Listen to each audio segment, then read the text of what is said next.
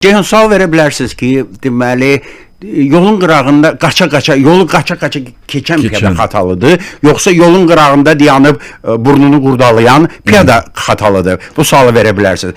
Dayanan piyada daha qorxuludur. Dayanan piyada qorxuludur. Niyə? Qaçan piyada artıq onun tempini bilirsən, sən artıq ayağın tormuzdadır və bilirsən. Amma dayanan piyadanın beynində nə var? Onu biz axırıncı ana qədər bilmirik. Deməli, dayanıb burnunu qurdalayır, ya saçını darıyır və sən maşın keçmir.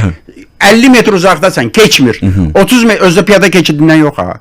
Ağaçların dalından görsənsən, dayanıb orada. 30 metr qalıb keçmir. 10 metr qalıb keçmir. 3 metr qalanda özünü maşın qabağına atır.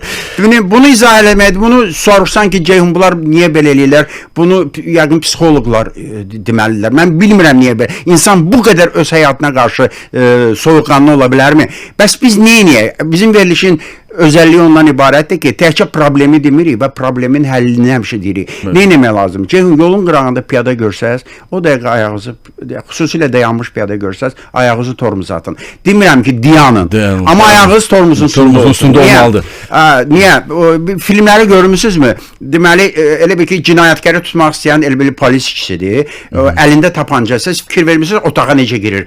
Əli elə bir ki, tətikdədir. Əli tətikdədir ki, birdən hər an bu ateş açmaq olar. Eləcə də siz piyadanı basmamaq üçün ayağınız tətikdə, yəni ki, tormuz pedalında olmalıdır. Düz özə ona çatmamış, inanmayın ki, dayanıb. Axırıncı 1 metrdə də tullana bilər. Ta ki, maşının orta stoykaya, Azərbaycanca bilmirəm nədir, nə bilim, orta hissəsini keçəndən sonra qaz pedalına keçin.